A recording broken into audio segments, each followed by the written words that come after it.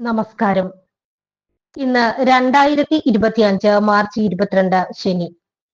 ദേശാഭിമാനി മുഖപ്രസംഗം. അവതരണം രമ്യ മനോജ്. തിരസ്കൃതരല്ല നിങ്ങൾ. രോഗപീഠകളും ഏകാന്തതയും വാർദ്ധക്യത്തിലെ സഹയാത്രികരാണ്. എത്രയോ സിനിമകൾക്കും കഥകൾക്കും നോവലുകൾക്കും പ്രമേയമായിട്ടുണ്ട് ഈ ദുരവസ്ഥ. കിഴവനും കടലും എന്ന ഹെമിംഗ്വേയുടെ വിഖ്യാത കൃതിയിലെ സാന്റിയാഗോ ഏകാന്തതയെ മറികടക്കുന്നത് കടലിനോട് പൊരുതിയാണ്.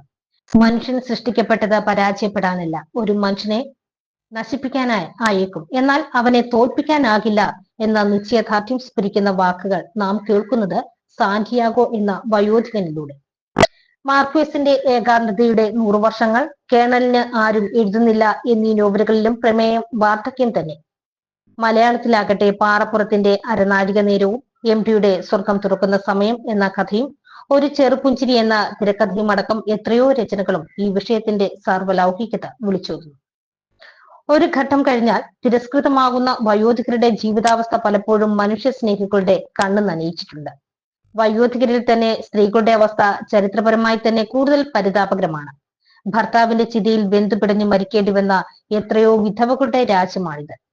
സതി നിരോധിച്ചിട്ട് 200 വർഷം പോലും ആയിട്ടില്ല.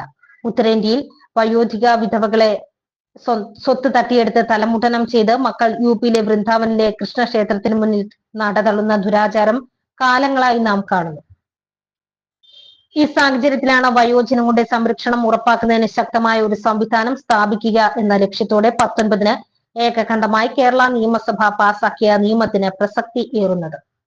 വയോജനങ്ങളുടെ അവകാശങ്ങൾ സംരക്ഷിക്കാൻ ലക്ഷ്യമിട്ടുള്ള 2025-ലെ കേരള സംസ്ഥാന വയോജന കമ്മീഷൻ ബില്ലിലൂടെ കേരളം രാജ്യത്തിന് വഴികാട്ടുകയാണ്. വയോജന ക്ഷേമത്തിനായി മറ്റൊരു നിയമസഭയും ഇത്തരമൊരു നിയമനിർമ്മാണം നടത്തിയിട്ടില്ല. ജനസംഖ്യാ നിയന്ത്രണം ഫലപ്രദമായി നടപ്പാക്കിയ സംസ്ഥാനത്തിന് പ്രായമേറുകയാണെന്ന വസ്തുത തിരിച്ചറിഞ്ഞാണ് നിയമനിർമ്മാണം.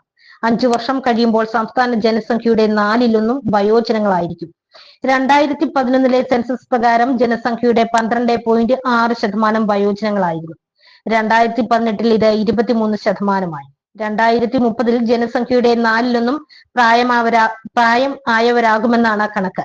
കരുതലും സംരക്ഷണവും ക്ഷേമവും ഔദാര്യമല്ല, വയോജനങ്ങളുടെ അവകാശമാണെന്ന ബോധ്യത്തിൽ നിന്നാണ് LDF സർക്കാർ ഇത്തരമൊരു നിയമനിർമ്മാണത്തിന് മുൻകൈയെടുത്തത്.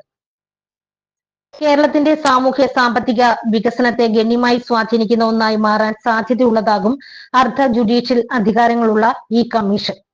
60 പിന്നിട്ടവരുടെ ക്ഷേമം, സംരക്ഷണം, പുനരധിവാസം എന്നിവ ഉറപ്പാക്കാനും അവരുടെ ഉൽപാദനക്ഷമതയും മൗലികവും നൂതനവുമായ ആശയങ്ങളോ പരിഹാരങ്ങളോ ഉണ്ടാക്കാനുള്ള കഴിവും സമൂഹത്തിന് ഉപയോഗപ്പെടുത്താനുമായാണ് കമ്മീഷൻ നിലവിൽ വരുന്നത്.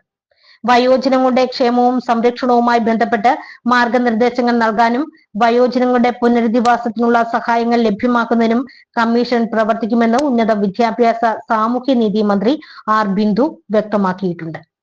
വയോജനങ്ങളുടെ സേവനങ്ങളും കഴിവുകളും പൊതുസമൂഹത്തിന് പ്രയോജനകരമാക്കാനുള്ള നടപടികൾക്കൊപ്പം അവഗണനയും ചൂഷണവും അനാഥത്വവും അടക്കമുള്ള വയോജനതയുടെ ജീവിത പ്രയാസങ്ങൾ സംബന്ധിച്ച് വർദ്ധിച്ചുവരുന്ന ആശങ്കകൾ അഭിസംബോധന ചെയ്യാനും സാധിക്കും വിധമായിരിക്കും കമ്മീഷന്റെ പ്രവർത്തനങ്ങളുടെ രൂപകൽപ്പന. കേരളത്തെ കൂടുതൽ വയോജന സൗഹൃദപരമാക്കുക എന്ന ലക്ഷ്യവും അതിലേക്കുള്ള മാർഗരേഖയുമാണ് കമ്മീഷനിലൂടെ LDF സർക്കാർ മുന്നോട്ട് വയ്ക്കുന്നത്. കമ്മീഷനിൽ ഗവൺമെന്റ് സെക്രട്ടറിയുടെ പദവിയിലുള്ള ചെയർപേഴ്സണും 4-ൽ കവിയാത്ത അംഗങ്ങളും ഉണ്ടാകും. ചെയർപേഴ്സൺ ഉൾപ്പെടെ എല്ലാവരും വയോജനങ്ങൾ. അവരിൽ ഒരാൾ പട്ടികജാതിയിലോ പട്ടികവർഗ ഗോത്രങ്ങളിലോ പെട്ടയാളും മറ്റൊരാൾ വനിതയുമായിരിക്കും. ചെയർപേഴ്സന്റെയും അംഗങ്ങളുടെയും ഔദ്യോഗിക കാലാവധി 3 വർഷം. പരിത്യജിക്കപ്പെട്ടതും അനാഥവുമായ വാർദ്ധക്യം പരിഷ്കൃതമായ ഒരു സമൂഹത്തിന് ഒരിക്കലും അലങ്കാരമല്ല.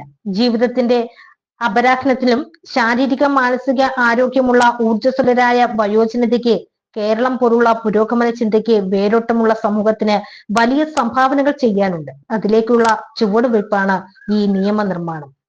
ദേശാഭിമാനി മുഖപ്രസംഗം ഇവിടെ പൂർണ്ണമാകുന്നു. നന്ദി, നമസ്കാരം.